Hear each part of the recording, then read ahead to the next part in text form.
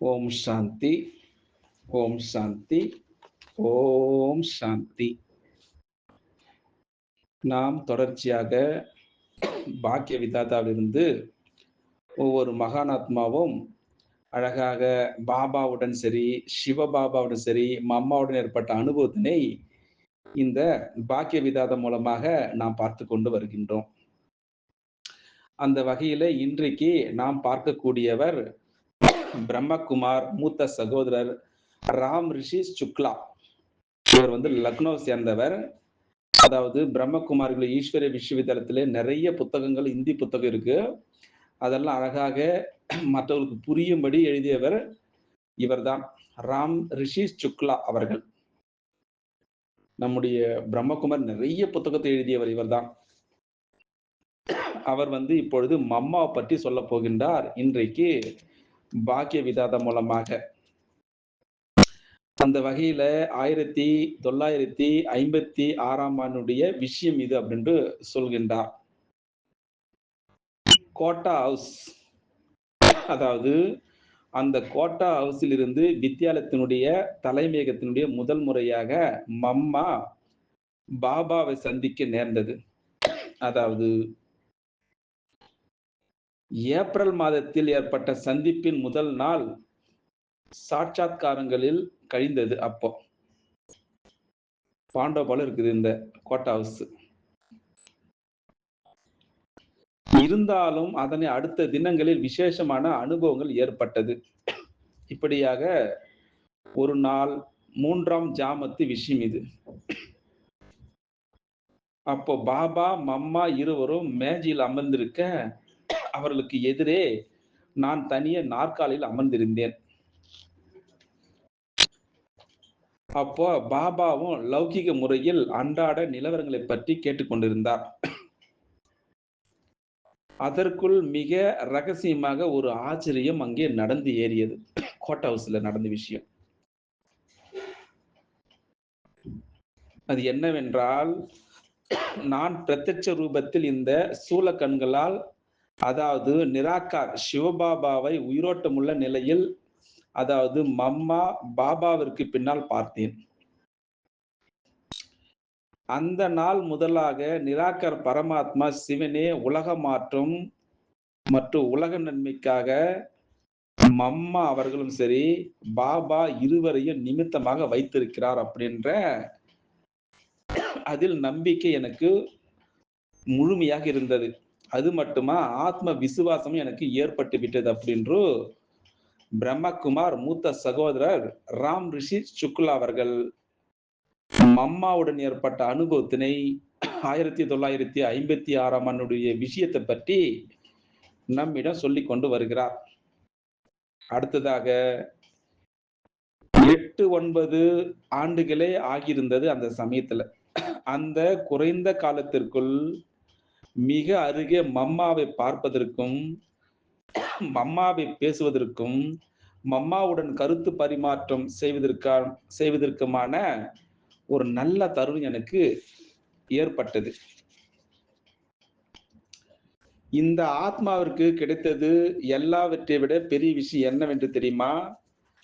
Mamma அவர்களை எப்பொழுது சந்திக்க சென்றாலும் அவரை பார்ப்பவருக்கெல்லாம் இவர் அலௌகிக தாயாக மட்டுமல்லாமல் லௌகிக தாயாக இருக்கின்றார் அப்படின்ற உணர்வு தான் வந்தது. அது மட்டுமா, மம்மா அவர்கள் ஞானமும் புரிய வைப்பார். அதே சமயத்தில் குடும்ப வாழ்க்கை வேண்டிய பயனுள்ள அறிவுரைகளை வழங்குவதிலும் அவர் குறைந்தவர் கிடையாது. அதாவது வீட்டில் எப்படி இருக்க வேண்டும், லௌகிக குழந்தைகள் எப்படி வளர்க்க வேண்டும், சொந்தம், பந்தம், அந்த உறவினர்களுடன் எப்படி உறவுகளை காப்பாற்ற வேண்டும் அப்படின்ற விஷயங்களுக்காகவும், அதாவது உறுதியாகவும் தெளிவான அறிவுரைகளையும் மம்மாவிடமிருந்து பெற முடிந்தது அப்படின்று ராம் ரிஷி சுக்லா அவர்கள் அழகாக நம்மிடம் பாக்கிய விதாத்தம் மூலமாக மம்மாவுடன் ஏற்பட்ட அனுபவத்தினை சொல்லிக் கொண்டு வருகின்றார்.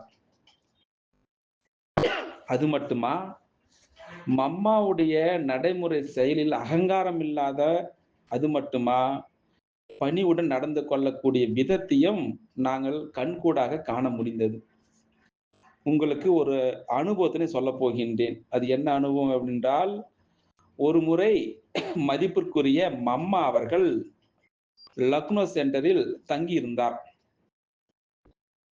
அப்பொழுது எங்கிருந்தோ மம்மா தங்களுடைய மகா வாக்கியங்களை டேப் மூலம் கூறுமாறு விண்ணப்ப கடிதம் வந்திருந்தது. சிறிது நேரம் மம்மாவும் ஞான சிந்தனையில் மூழ்கியவாறு அமர்ந்திருந்தார். பிறகு அவர்கள் பாபாவுடைய ஒரு முரளியை எடுத்து சில மகா வாக்கியங்களை உள்ளது உள்ளபடியே சிறிதும் தன்னுடைய சொந்த வார்த்தைகளை இணைக்காமல் படித்தார். அந்த அளவிற்கு மம்மா அவர்கள் அகங்காரமின்றி பாபாவுடைய மகா வாக்கியங்களில் ஆணித்தரமான நம்பிக்கை உடையவராக இருந்தார். எவ்வளவு அழகா சொல்றார் பாருங்கள். பிறகு லக்னோவில் ஹஸ்ரத்கஞ்ச், அது பேர் ஹஸ்ரத்கஞ்ச், அந்த சென்டரில் மம்மா வந்த நாள் அங்க வந்தாங்க. அதாவது முதலாவதாக குறைந்த காலத்திலேயே நான் பல முறை அவர்களை அதிகாலை நேரத்தில் அந்த சென்டரில் அவர்களை தங்கியிருக்கக்கூடிய இடத்தில் சந்திக்கக்கூடிய வாய்ப்பு நான் கிடைக்க பெற்றேன். அப்போ மாதேஸ்வரி அவர்கள் காலையில கண் திறந்த உடனேயே முதல் வேலையாக பாபாவினுடைய கடிதம், அதாவது முரளியை ஆரம்பத்திலிருந்து கடைசி வரை முழுக்க முழுக்க படித்து விடுவார். அந்த சென்டர்ல ஹஸ்ரத்கஞ்ச் அந்த இடம். இப்படியாக மம்மா அவர்கள் பாபாவுடைய மகா வாக்கியத்தை, தன்னுடைய வாக்கியத்தை இணைக்காமல் முழுமையாக பாபாவுடைய விஷயத்தை மட்டும் சொல்லுவார். அது மட்டுமா, மம்மா அவர்கள், அதாவது மாதேஸ்வரி அவர்கள் அளவில்லா அந்த அடக்கத்தை தன்னகப்படுத்தி முழுமையாக இருந்தார். அவரை சந்திக்க வைப்பதற்காக நான் என்னுடைய பழைய மூத்த வயதுடைய நண்பரை அழைத்து சென்றேன். அங்கே என்னுடைய நண்பர், அவர் உயர் அலுவலக அதிகாரி. அது மட்டுமா, மிகுந்த தாய்ப்பற்று உடையவராய் இருந்தார். அப்போ மம்மாவை சந்திக்கக்கூடிய அந்த அறையினுள்ள நுழைந்த உடனே மம்மா அவர்கள் அங்கிருந்த, அதாவது கதி, அதாவது சிரேஷ்ட அந்த பீடத்தில் அவரை அமர வைத்தார். நாங்கள் இருவருமே ஆச்சரியத்தில் பேச வார்த்தைகள் என்று பிரமித்து போனோம். அந்த இடத்தில் பொதுவாக மம்மா, பாபா, ஞான டீச்சர்கள் மட்டுமே அமரக்கூடியது அந்த கதி. எனது நண்பருக்கும் என்ன செய்வது என்று தெரியவில்லை அந்த சமயத்துல. அதாவது தாயினுடைய கட்டளை குழந்தை எப்படி தடுக்க முடியும்? அப்பொழுதும் சரி, தாயும் தந்தையுமாக எப்படியெல்லாம் தன்னுடைய குழந்தைகளை தலை மீதும் கண்களிலும் வைத்து அழைத்து செல்கிறார் என்பது எனக்கு அனுபவம் ஆயிற்று. யார் சொல்கின்றார்? மதிப்பிற்குரிய ராம் ரிஷி சுக்லா அவர்கள் தன்னுடைய அனுபவத்தினை சொல்லிக் கொண்டு வருகிறார் இந்த பாக்கிய விதாத்தா மூலமாக. உங்களுக்கு இன்னொரு அனுபவத்தினை சொல்ல போகின்றேன். ஒரு நாள் காலை வகுப்பில் நான் எனது வெளியீட்டு புத்தகமான உன்மேஷி தாயின் வருகை என்ற இறுதி பாகத்தை மிகவும் ஆர்வத்துடன் மூழ்கி படித்துக் கொண்டிருந்தேன். எந்த புத்தகம்னா உன்மேஷி தாயின் வருகை. திடீரென எதிர்பாரா விதமாக மம்மா என்னை நிறுத்தி பிறகு மேல் நோக்கி விரலை காட்டி கூறினார்கள். என்ன கூறினார்கள்?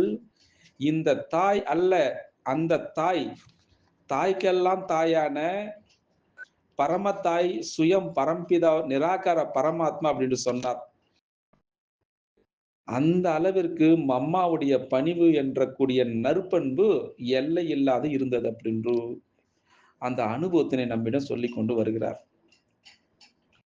நான் உங்களுக்கு இன்னொரு அனுபவத்தினை சொல்ல போகின்றேன். கல்பம் முழுவதை பற்றி ஞான கலசத்தை தன்னகத்தை பெற்றிருந்த சரஸ்வதி ஸ்ரீ மாதேஸ்வரி அவர்கள் தர்க்கம் செய்வதில் சிறந்து விளங்கினார். அதாவது மகா வாக்கியங்களை உச்சரிக்கக்கூடிய அந்த விதம், அந்த அசுரத்தனமான குதர்க்கத்தை காற்றோடு காற்றாகி போகும் அளவிற்கு தவிடு பொடியாக்கி விடுவார். அதனால் நாம் உயரிய மரியாதைக்குரிய ஸ்ரீ மாதேஸ்வரி அவர்களுடைய உறுதியான அந்த பிரபாவத்தை ஏற்படுத்தக்கூடிய தர்க்கத்தை கோடிட்டு இருக்கின்றோம் அப்படின்னு சொல்கின்றார்.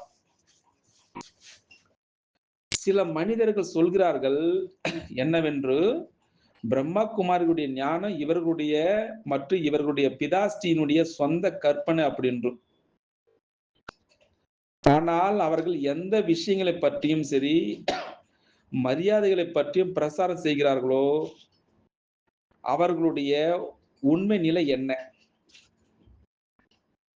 இந்த மனிதர்களுடைய மரியாதைகள் அவர்களுடைய வழிப்படி பல்லாயிரம் ஆண்டுகளாக நடந்து வந்த இப்போ இந்த பாரதத்தினுடைய கதி இப்படி எப்படி இருக்கிறது? அதாவது இன்று தாழ்ந்து விட்டதுதான் உண்மை. அதனால தற்பொழுது அது இன்னும் கீழே தான் சென்று கொண்டிருக்கிறது.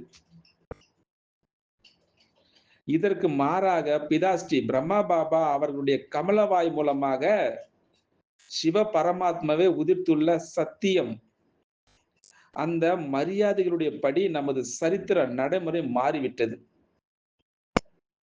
அப்போ நாங்களும் இப்பொழுது அந்த முன்னேற்றத்தை அடைந்திருக்கின்றோம். உண்மையிலே எங்கள் வாழ்க்கையை மாற்றிய அந்த முன்னேற செய்த இந்த ஞானமே சத்தியம். எதன் மூலமாக கீழிறங்கி வந்தோமோ உண்மையில் அதுதான் கற்பனையான பொய் கதையாகும். அது மட்டுமா, அநேக விதமான கருத்தினை கொண்டவர்கள் பரமாத்மையை அடைய பல வழிகள் உள்ளன அப்படின்னு சொல்கின்றார்கள். உண்மையில் அவர்கள் சொல்வது என்னவென்றால், எந்த வழியில் சென்றாலும் பரமாத்மாவுடைய இருப்பிடத்தை சென்றடைந்து விடலாம் அப்படி என்று, அதாவது இறைவனை அடையலாம் அப்படி என்று. நீங்களே சொல்லுங்கள், ஒரு கேள்விக்கு பல பதில்கள் இருக்க முடியுமா? கதையல்ல, பரமாத்மா ஒருவர் தான். அவர் இந்த சங்கம் எண்ணக்கூடிய சமயத்தில் ஒரு முறை மட்டுமே இந்த பிரஜாபித பிரம்மா என்னும் சாதாரண மனிதர் மூலமாக வந்து மனித ஆத்மாக்களாகி நமக்கு அவ்யக்தமாக, அதாவது அந்த ஆன்மீக முறையில் உயர்நிலை அடைய செய்கிறார். அது மட்டுமா, இந்த கலியுகத்தை சத்தியுகமாக மாற்றக்கூடிய அந்த சேவையை செய்கின்றார் சிவ பரமாத்மா. கடைசியில நான் உங்களுக்கு ஒரு அனுபவத்தை சொல்ல போகின்றேன். பிரம்மா குமாரிகள் வித்தியாலம் கூறுவது போல சத்தியுக ஸ்தாபனை, அதாவது பொற்காலம் வெகு விரைவில் வரப்போகிறது என்பதெல்லாம் சரி அல்ல அப்படின்னு சிலர் சொல்கின்றார்கள். ஏனென்றால் கலியுகம் இப்பொழுது சிறு குழந்தைதான். நீங்களே சொல்லுங்களே. அப்படி என்றால் இந்த தற்காலத்தை விட மிக மோசமான அதர்மத்திற்கான காலம் வேறு ஒரு சமயம் இருக்க முடியுமா? அதாவது இன்றைய நாளிலிருந்து கிட்டத்தட்ட 25 ஆண்டுகளை வச்சுக்க, 50 ஆண்டுகளை வைத்துக் கொள்ளுங்களேன். அதற்கு முன்பு வர இருக்கின்ற அந்த விநாசத்தை பற்றி சொல்லும் பொழுது மக்கள் சொல்கின்றார்கள், எங்களை பயமுறுத்தவே இப்படி கூறுகிறார்கள் அப்படின்னு சொன்னார்கள் அவர்கள். அது எப்படி அவ்வளவு பெரிய அளவிலான விநாசம் வர முடியும் அப்படி என்றார்கள். ஆனால் பாருங்கள், அணுகுண்டு, ஹைட்ரஜன் குண்டு எல்லாம் தயாரானதுக்கு பிறகு இப்ப என்னென்ன புயல்கள் வருது? சுனாமி வந்து விட்டது, கத்ரினா புயல் வந்து விட்டது, எவ்வளோ வரதா புயல் வந்து விட்டது, சீற்றங்கள் வந்து விட்டது, உள்நாட்டு கலவரம், வெளிநாட்டு கலவரம், தீவிரவாத அபாயங்களை கண்ட பிறகும் சரி, இப்பொழுது விநாசத்தை பற்றி கவலை வந்து விட்டது. அவர்கள் வாயாலேயே அந்த விநாசம் நிகழக்கூடிய என்ற விஷயத்தை ஏற்றுக்கொள்ள அவர்கள் ஆரம்பித்து விட்டார்கள். எப்படி இந்த விநாசத்தை பற்றி விஷயத்தை மக்கள் புரிந்து கொள்ள ஆரம்பித்திருக்கின்றார்களோ, அப்படியே நாம் சொல்கிற அந்த சத்தியுக ஸ்தாபனை என்ற விஷயத்தையும் வெகு விரைவில் ஏற்றுக்கொள்ளத்தான் போகிறார்கள். அப்பொழுது கலியுகம் பச்சை குழந்தை அல்ல, இறுதி நேரம் இது அப்படின்னு அவர்கள் புரிந்து கொள்வார்கள். அதனால பிரம்மகுமாரிகள் சொல்லக்கூடிய இந்த விநாசம் என்ற விஷயத்தை மனிதர்கள் ஏற்றுக்கொள்வார்கள். இப்படியாக மம்மா அவர்களுடைய வார்த்தையினுடைய சக்தி அற்புதமானது. அந்த ஈஸ்வரிய அந்த மகா வாக்கியங்களை தெளிவுபடுத்தி அந்த மென்மையான முறையில் அவர்கள் கூறக்கூடிய விதம் சரி, ஈடு இணையற்றதாகும் அப்படின்று இவ்வளவு நேரமாக நம்மிடம் பிரம்மகுமார் மூத்த சகோதரர் ராம் ரிஷி சுக்லா அவர்கள் லக்னோவில் இருந்து நம்முடைய பிரம்மகுமார்களுடைய நிறைய புத்தகத்தை எழுதியவர். மம்மாவை பற்றி அவர் அகங்காரமின்மை, அந்த பணிவினுடைய பிறப்பிடம் யார் என்றால் தாய் சரஸ்வதி அவர்கள், மம்மா அவர்கள் தான். அது மட்டுமா, மம்மா அவர்கள் அலௌகிக தாய் மட்டும் கிடையாது, லௌகீக தாயாக இருந்தார் அவர் அப்படின்று அதையும் நமக்கு வலியுறுத்தியிருந்தார். எல்லையற்ற பணிவாக இருந்தார். மம்மா அவர்கள் ஆணித்தரமான அந்த பிரபாவமுடைய தர்க்கத்தை சேர்ந்தவராக இருந்தார். சத்தியம்தான் என்ன, கற்பனை தான் என்ன அப்படின்று அதையும் சொல்லி புரிய வைத்தார். பரமாத்மா எங்கும் நிறைந்தவர் கிடையாது, வழி ஒன்றுதான், அநேகம் கிடையாது அப்படின்ற அதையும் புரிய வைத்தார். எப்படி சத்தியுகம் ஸ்தாபனை செய்யக்கூடிய நேரமாக இருக்கிற சங்கை முகம், அதே போல அந்த விநாசத்தை சரி அவர்கள் ஏற்றுக்கொள்வார்கள். விநாசத்தை ஏற்றுக்கொண்ட பிறகும் கடைசியில் அவர் சத்தியுக ஸ்தாபனை ஏற்றுக்கொள்வார்கள். அதனால இவ்வளவு நேரமாக மூத்த சகோதரர் ராமரிஷி சுக்லா அவர்கள் லக்னோவில் இருந்து கொண்டே நம்முடைய ஈஸ்வரி விஸ்வவித்யாலயத்தினுடைய நிறைய அலௌகிக புத்தகங்களை தயார் செய்து கொண்டு சேவையில் இருந்து அந்த யோகாதானம் செய்து கொண்டே இருப்பார். எவ்வளவு அழகான ஒரு உன்னதமான சேவை செய்திருக்கின்றார் அவர். இந்த பாக்கிய விதம் மூலமாக நாம் அவரை பற்றி தெரிந்து கொண்டதற்கும், மம்மாவுடைய விசேஷங்களை பற்றி தெரிந்து கொண்டதற்கும் அவருக்கு கோடான கோடி வாழ்த்துக்கள் தெரிவித்துக் கொள்ளலாம். பார்க்கலாம். நாளைக்கு இன்னொரு மகானாத்மா விசேஷத்தை பற்றி இந்த பாக்கிய விதாதம் மூலமாக நாம் பார்க்கலாம். அச்சா. ஓம் சாந்தி, ஓம் சாந்தி, ஓம் சாந்தி, ஓம் சாந்தி, ஓம் சாந்தி, ஓம் சாந்தி. நாம் தொடர்ச்சியாக பாக்கிய விதாதாவிலிருந்து ஒவ்வொரு மகானாத்மாவும் அழகாக பாபாவுடன் சரி, சிவபாபாவுடன் சரி, மம்மாவுடன் ஏற்பட்ட அனுபவத்தினை இந்த பாக்கிய விதாதம் மூலமாக நாம் பார்த்து கொண்டு வருகின்றோம். அந்த வகையில இன்றைக்கு நாம் பார்க்கக்கூடியவர் பிரம்மகுமார் மூத்த சகோதரர் ராம் ரிஷி சுக்லா. இவர் லக்னோ சேர்ந்தவர்.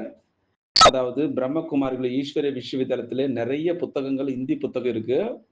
அதெல்லாம் அழகாக மற்றவர்களுக்கு புரியும்படி எழுதியவர் இவர்தான், ராம் ரிஷி சுக்லா அவர்கள். நம்முடைய பிரம்மகுமார் நிறைய புத்தகத்தை எழுதியவர் இவர்தான். அவர் இப்பொழுது மம்மாவை பற்றி சொல்ல போகின்றார் இன்றைக்கு பாக்கிய விதாதம் மூலமாக. அந்த வகையில 1956 ஆண்டுடைய விஷயம் இது அப்படின்று சொல்கின்றார். கோட்டா ஹவுஸ், அதாவது அந்த கோட்டா ஹவுஸில் இருந்து வித்யாலயத்தினுடைய தலைமையகத்தினுடைய முதல் முறையாக மம்மா பாபாவை சந்திக்க நேர்ந்தது. அதாவது